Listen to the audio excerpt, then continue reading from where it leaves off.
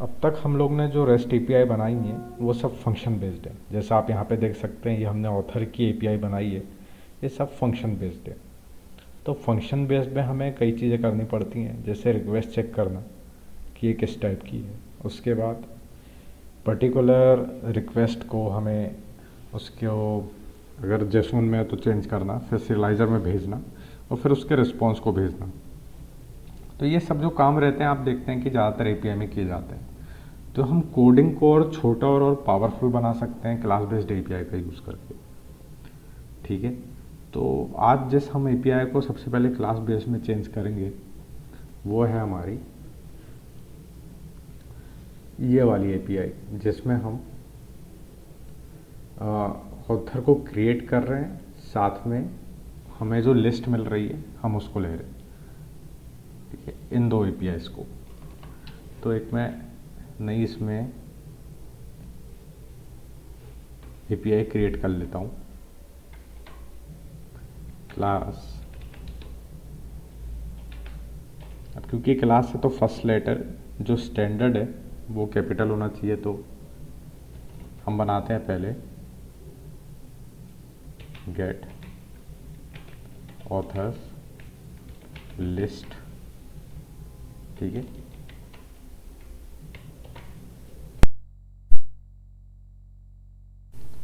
सबसे पहले तो हम कुछ इंपोर्ट करवा लेते हैं जो कि ज़रूरी है हमारी क्लास बेस्ड व्यूज़ के लिए। तो from rest frameworks dot generics import list API view.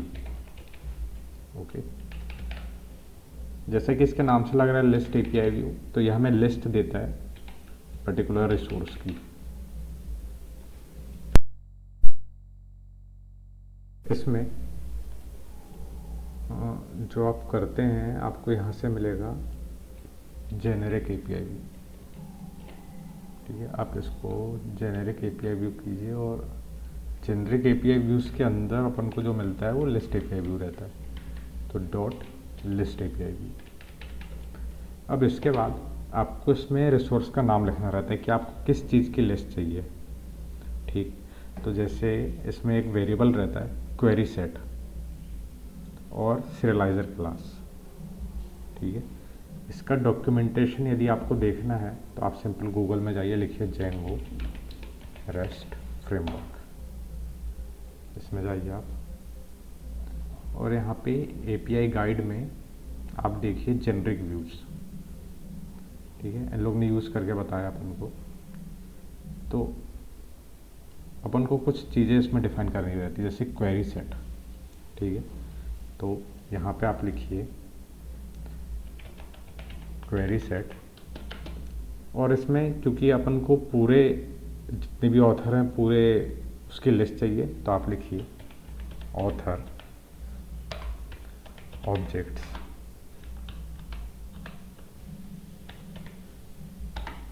Dot all, और यहाँ पे सिंपल आप सीरियलाइज़र क्लास लिख दीजिए। ठीक है, तो सीरियलाइज़र क्लास लिखने के लिए ये वेरिएबल होता है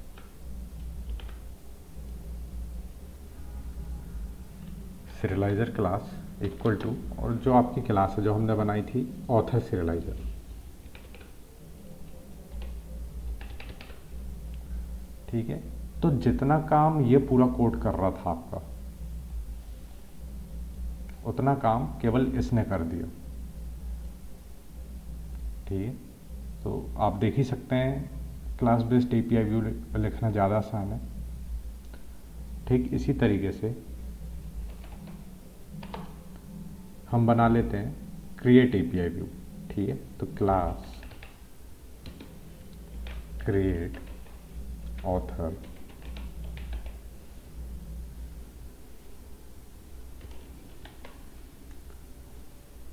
इसमें भी हम यूज़ करेंगे जेनरिक एपीआई व्यू डॉट, जिस मेथड का यूज़ करेंगे हम वो है ये रही आपकी क्रिएट एपीआई व्यू। ओके, ये आपको बताता भी है, देखिए आप डॉक्यूमेंटेशन में, कि ये केवल क्रिएट करने के लिए बस। ठीक है, इसको कॉपी कीजिए और यहाँ पे लिख दीजिए क्रिएट एपीआई व्यू।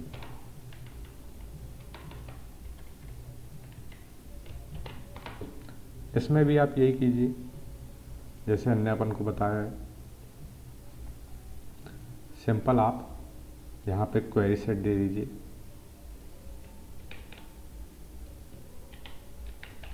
और आप उसकी serializer क्लास दे दीजिए।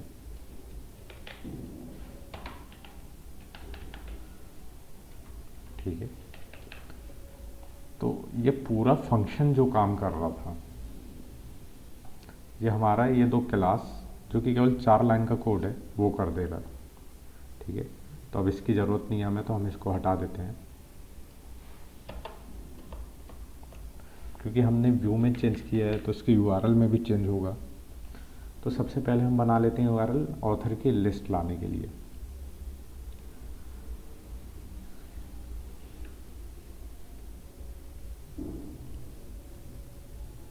इसको यूआरएल में देखने के लिए यदि आप देखना चाहें तो जैसे, ठीक है, तो आपको यहाँ पे हम करते हैं पाथ,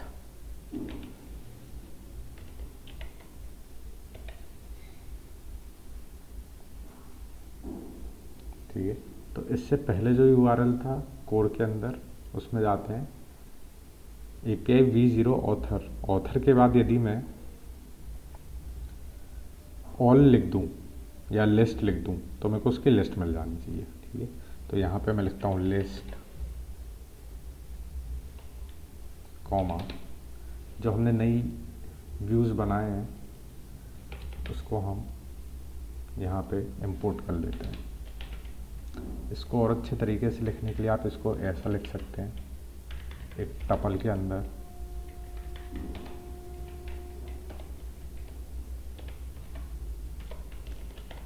ठीक है। तो आपको जब भी आगे कुछ चीज़ ऐड करनी है तो इसके बाद कॉमा लगा के आप ऐड कर देना।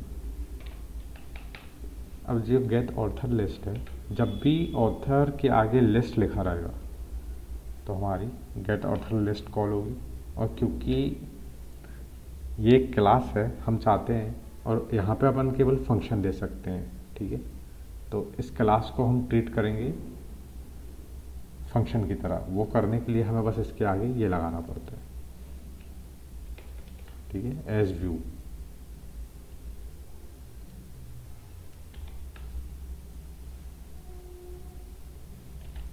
कॉमा, नेम दे दीजिए ऑथर लिस्ट। ठीक है, तो ये आपका एंड पॉइंट एक बन गया है। तो यदि API v0 ऑथर स्लैश के बाद यदि कोई लिस्ट लिखता है तो आपको टोटल नंबर ऑफ ऑथर्स मिल जाएंगे। ठीक है, इसको टेस्ट करके देख लेते हैं, क्योंकि अब हमने यहाँ से 2 API डिलीट की थी, एक फंक्शन डिलीट किया था, तो हमें यहाँ से भी URL से भी इसको हटाना पड़ेगा।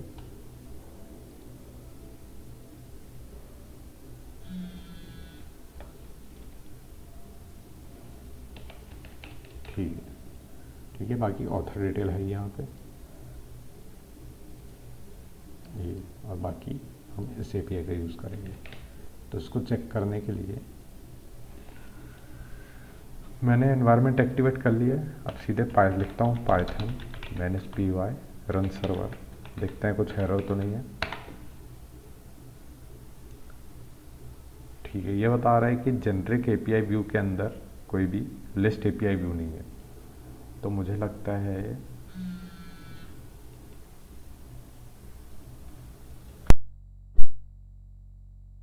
तो हमें ये एरर दे रहा है कि जेनरिक API व्यू में लिस्ट API व्यू नहीं है। वो एरर इसलिए है क्योंकि जेनरिक्स के अंदर जहाँ तक ये डायरेक्टली हम एक्सेस कर सकते हैं। तो अगर मैं जेनरिक API व्यू हटा दूँ यहाँ से,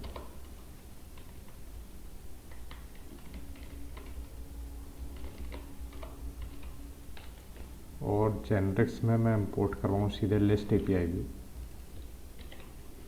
कॉमा क्रिएट API व्यू, तो जहाँ तक ये एरर नहीं आएगी। अब एक बार मैं इसको रिस्टार्ट कर लेता हूँ। Python manage py run server।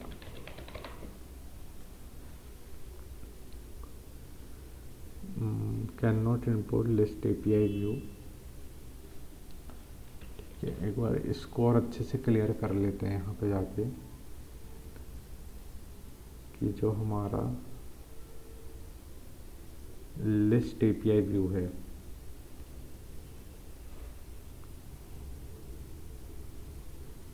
वो जेनरिक API व्यू में आता है, और जो हमारा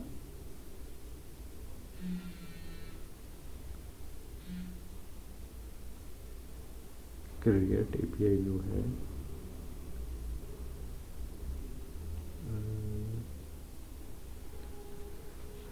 can not import name list API view from rest framework और जेनरिक्स। इनने एक एग्जांपल भी दिया है अपन को, एग्जांपल रेस्ट फ्रेमवर्क्स में जेनरिक्स किया इनने और जेनरिक्स से लिस्ट। तो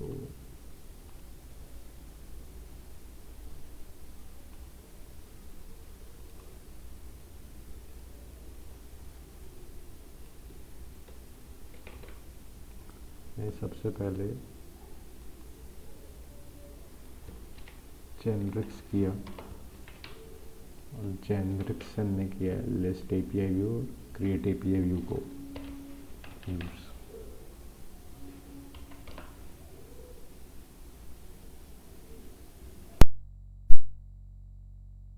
समझ गए क्या गलती थी, जिसमें API कैपिटल है।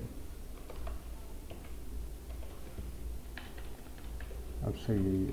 तो जो हमने पहले किया था इसको भी वैसे लिख सकते हैं, बस इसमें और इसमें API को हमें कैपिटल बना देना है, PI।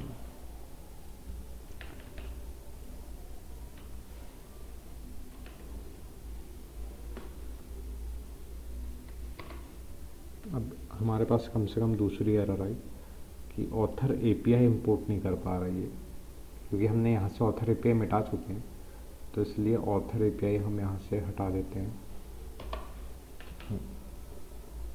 ठीक है, अब सर्वर चलने लगा है हमारा।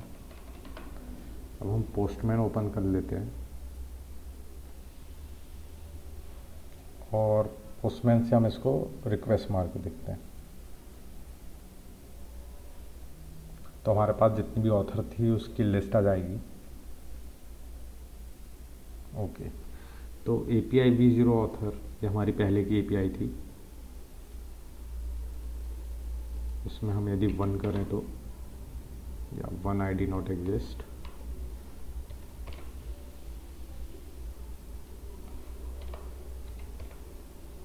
फोर पे है, और ऑथर के बाद यदि मैंने लिस्ट लगाया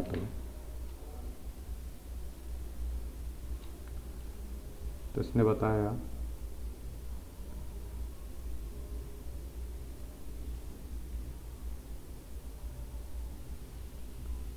ओके। हम इसका एक एग्जांपल देखें, यदि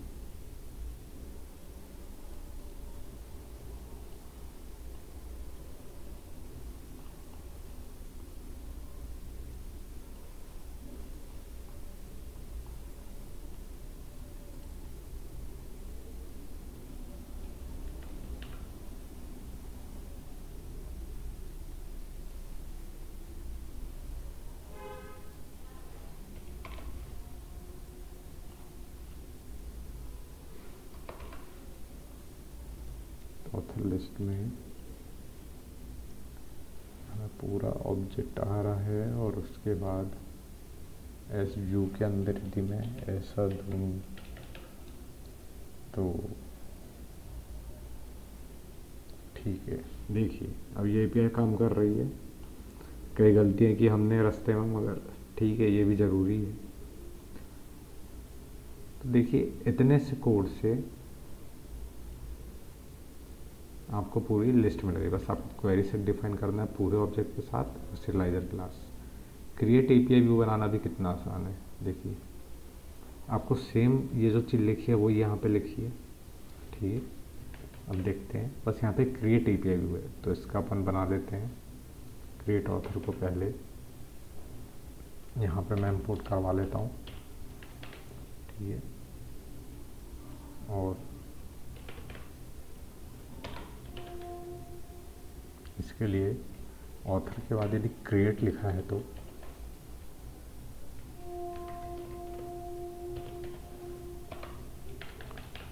क्रिएट ऑथर एपीआई कॉल हो जाए और इसको ओपन कर देते हैं ऑथर क्रिएट, ठीक है। तो अब इस एपीआई देख लेते हैं, कुछ एरर तो नहीं है, बिल्कुल एरर है क्योंकि यहाँ पे कॉमा नहीं है, ठीक है। अब एरर नहीं है। अब हम एपीआई टेस्ट कर लेते हैं क्रिएट। अब क्योंकि क्रिएट पोस्ट एपीआई होती है, पोस्ट, और इसकी बॉडी में, इसको मैं नीचे कर देता हूँ, बॉडी में हम दे रहे हैं नेम, तो अब नेम देते हैं हम सोनू निगम, ठीक है। देखते हैं क्या देता है हमें ये देखिए इसने एक नया रिकॉर्ड बना दिया। तो जब आप फिर से लिस्ट इसकी लाएंगे एक बार तो आपको उसमें सोनू निगम भी दिखाई देगा गेट के साथ। ये आपको पूरी लिस्ट मिल गई जिसमें गौतम, प्रकाश और लास्ट में सोनू निगम भी है। देखिए कितनी आसान है क्रिएट और ये एपीआई बनाना, राइट। अब हम इसको और कंप्लीट करते हैं और मैं सोच रहा हूँ कि क्यों ना हम इसकी गेट और पुट भी बना ही लें और डिलीट भी क्यों ना।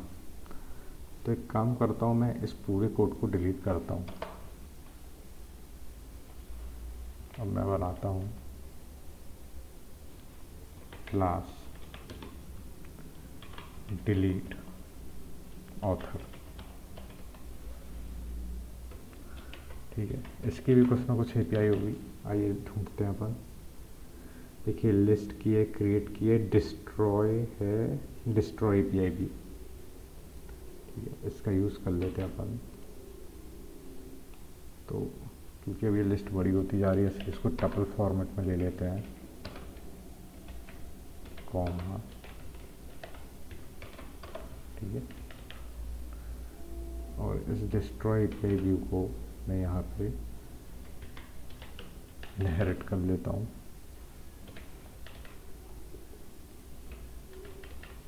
देख लेते हैं एक बार डिलीट का क्या रहता है।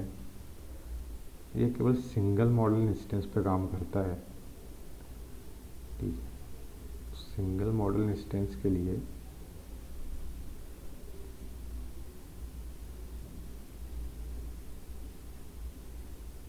ये हमें इसमें भी हम यही कर देते हैं, same code,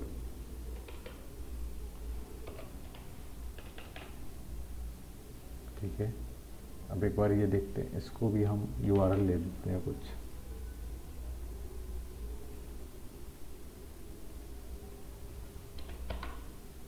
path delete comma delete author dot S view, ताकि ये फंक्शन की तरह ले सके हम। और इसका नेम रख देते हैं हम ऑथर डिलीट, ठीक है। और इसको इंपोर्ट कर लेते हैं,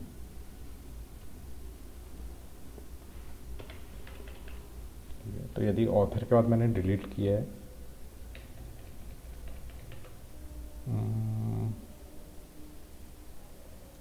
ठीक है, इसके बजाय ये होगा वो कि डिलीट करने के साथ मेरे को उसकी आईडी भी देनी पड़ेगी जिसको मैं डिलीट करना चाहता हूँ, राइट। तो यदि ऑथर के बाद मैंने आईडी दी और डिलीट लिखा है तो ये डिलीट करेगा उसको, ठीक है। अब एक बार इसको टेस्ट करके देखना चाहता हूँ मैं, ये काम कर रहा है कि नहीं। तो ऑथर के बाद मैं आईडी दूंगा, फिर डिलीट लिखूँगा, तो वो डिलीट होना चाहिए। नहीं होता है तो देखते हैं क्या एरर आती है। ठीक है, ये एरर बता रहा है कि ऑथर डिटेल इसको नहीं मिल रहा है, व्यू में नहीं मिलेगा क्योंकि अपन व्यू डिलीट कर चुके हैं सब, केवल क्लास बेस्ड ही बचे हैं। तो इसको यूआरएल से हटा देते हैं अपन, ऑथर डिटेल।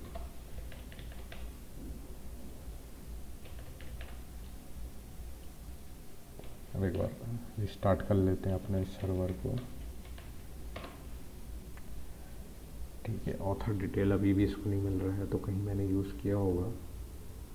बिल्कुल यहाँ यूज़ किया है, तो इसको भी मैं कमेंट कर देता हूँ। ठीक है, अगर अब चल जाना चाहिए सर्वर, बिल्कुल चल गया ये। अब यहाँ से अपन ऑथर सोनू निगम जो बनाया था उसी को डिलीट करते हैं। तो ऑथर के बाद आनी चाहिए उसकी आईडी और उसके बाद डिलीट। ठीक है, और इसकी जो मेथड होगी इसकी डिलीट। देखते हैं अब क्या होता है। सेंड में इतना टाइम नहीं लगाना था, मतलब कहीं एरर आई।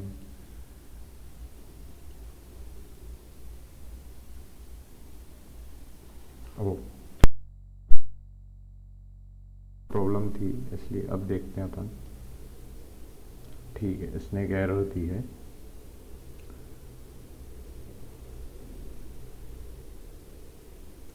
ये बोल रहे हैं कि जो एक्सपेक्टेड जो डिलीट ऑथर में जो आना चाहिए यूआरएल, उसमें पी के आना चाहिए। ठीक है, हम दे रहे हैं यहाँ पे आईडी, ये होना चाहिए पी के, जो कि है प्राइमरी की। ठीक है, क्योंकि जो हमारी डिलीट ऑथर जो देखा जाए तो इसके अंदर जो डिस्ट्रॉय एपीआई व्यू है वो ये एक्सपेक्ट करता है कि आपके यूआरएल में प्राइमरी की आ रही है। तो अभी भी प्राइमरी की है, मगर अपन ने उसका नाम आईडी दिया था। ठीक है, तो आपको इसमें पी के देना पड़ेगा। तो अपन बाद में देखेंगे यदि अपन कुछ और देना चाहते तो क्या करते, अभी अपन पी के देंगे। ठीक है, तो अब अपन ने 13 दिया है यहाँ पे।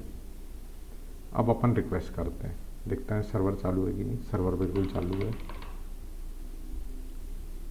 सेंड, बिल्कुल इनने 1 दिया है, तो मेरे ख्याल से ये काम कर चुका है। और टर्मिनल में देखें तो इसने अपन को रिक्वेस्ट दिया 204। तो 204 जो है वो स्टैंडर्ड एचटीटीपी रिस्पॉन्स है जब भी हम डिलीट करते हैं किसी को। ठीक है, तो उसके लिए अब हम एक बार इसकी लिस्ट देख लेते हैं। तो उसमें सोनू निगम हमें नहीं दिखाई देगा। लिस्ट गेट, ठीक है, इस लिस्ट में आप नीचे तक जाएंगे तो आपको अब सोनू निगम नहीं दिखाई देगा। ठीक है, अब अपन चाहे तो कुमार विश्वास जो 12 पे है उसको डिलीट करके देखते हैं एक बार। तो मैं दूंगा 12 कॉमा डिलीट, उसकी जो मेथड रहेगी वो भी रहेगी डिलीट सेंड। ठीक है, इसने 1 दिया फिर से। अब अपन लिस्ट फिर से चेक करते हैं। लिस्ट और जो इसकी मेथड है वो है गेट। ठीक है, इसमें नीचे आते हैं लिस्ट में, और ये देखिए 11 के बाद जो 12 था कुमार विश्वास, अब वो नहीं है लिस्ट में। देखिए कितनी सिंपल है क्लास बेस्ड एपीआई का यूज़ करना। ठीक है, अब तक क्या क्या हो गया, हम लिस्ट ले आ रहे हैं, क्रिएट कर रहे हैं, डिलीट कर रहे हैं। इतनी एक सिंपल होती है हमारी पर्टिकुलर ऑथर को गेट करने की।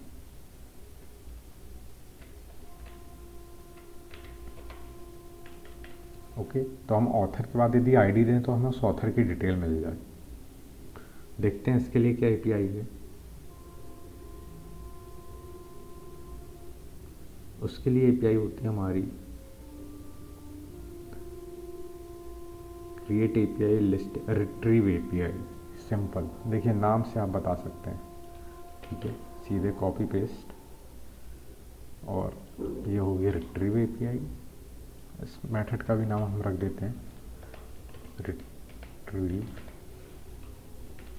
या कुछ लोग रिट्राइव भी कहते हैं, तो रिट्रीव ऑथर। ठीक है, देखिए अंदर का कोड सेम है सब में, बस खाली ये लिस्ट एपीआई भी हुआ है, ये क्रिएट एपीआई, डिस्ट्रॉय और ये रिट्रीव। तो यदि यूआरएल में किसी ने आईडी दी है ऑथर के बाद, और उसके बाद उसने गेट लगाया है या तो केवल आईडी दी है, तो हम करेंगे अपनी रिट्रीव ऑथर एपीआई का यूज़। ठीक है, ऑथर गेट। ठीक है, तो हमारी बन चुकी है ये एपीआई भी। ठीक है, ये बता रहा है रिट्रीव एपीआई नॉट डिफाइंड, क्योंकि हमने इसको इंपोर्ट नहीं करवाया है। तो इसको यहाँ पे आप व्यूज़ के अंदर भी इंपोर्ट करवा लें जेनरिक से। ठीक है, अब एरर नहीं आनी चाहिए इनवैलिड सिंटैक्स, क्योंकि हमने यहाँ पे कॉमा नहीं लगाया है। ठीक है, देखो ये पूरी लिस्ट है, तो हर आइटम के बाद कॉमा होना चाहिए। देखो आपको एरर नहीं है। अब यदि ऑथर के बाद मैं आईडी दूंगा तो मेरे को उसकी डिटेल मिल जानी चाहिए। देखो लिस्ट में इतने सारे ऑथर हैं, अपन 10 की देखते हैं। ऑथर के बाद मैं देता हूँ 10, मेथड गेट रहेगी और सेंड, तो ये देखिए डिटेल मिल जा रही है। ऐसे ही 12 जो कि हम डिलीट कर चुके थे, तो इसने खुद ही बता दिया कि नॉट फाउंड। ठीक है, तो अपन ने इतनी कोडिंग की बस, और उसने अपन को ये सब दे दिया कि अगर रिकॉर्ड मिला तो उसने रिकॉर्ड दे दिया, नहीं मिला तो उसने अपन को डिटेल भेज दी कि नॉट फाउंड। तो ये पावर है जेंगो की रेस्ट एपीआईज की। ठीक है, इसी तरीके से सिंपल हम कर सकते हैं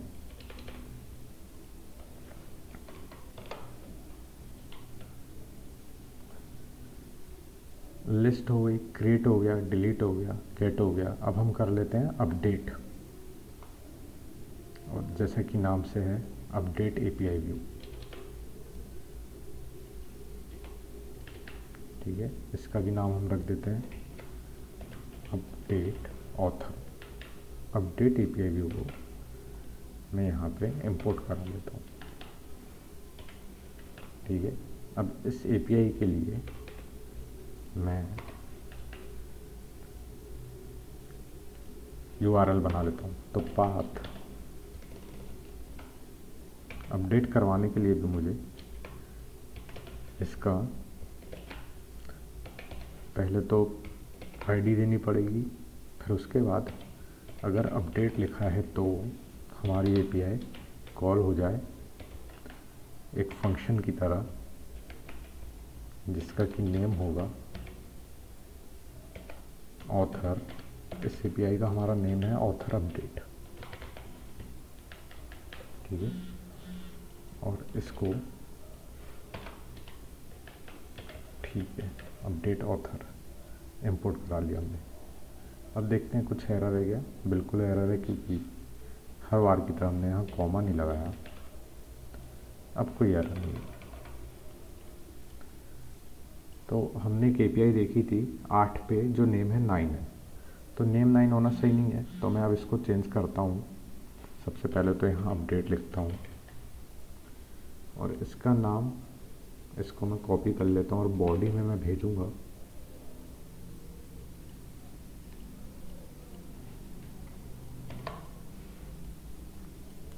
ये होगी पुट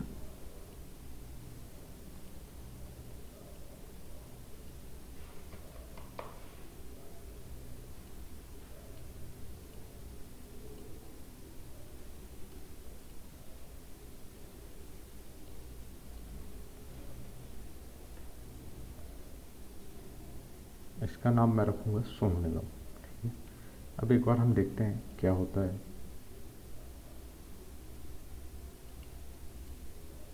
ये देखिए इसने रिक्वेस्ट दी हमें 200, यानी अपडेट हो चुका है। ठीक है, ये देखिए 200 आई रिक्वेस्ट। अब हम लिस्ट करके देख लेते हैं, तो आपको 8 आईडी पे मिल जाएगा सोनू निगम।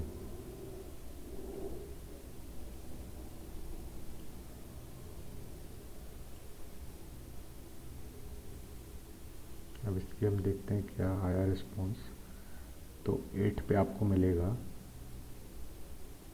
देखिए 8 पे मिला सोनू निगम। ये लास्ट में इसलिए क्योंकि अपडेट हुआ है, तो ऑर्डर बाय ये जो भी अपडेट हुआ है वो लास्ट में दिखाई दे रहा है। ठीक है, एग्जाम्पल के लिए आप 11 पे प्रशांत कुमार का नाम प्रशांत गौतम करना चाहते हैं। ठीक है, तो ऑथर में दीजिए 11 अपडेट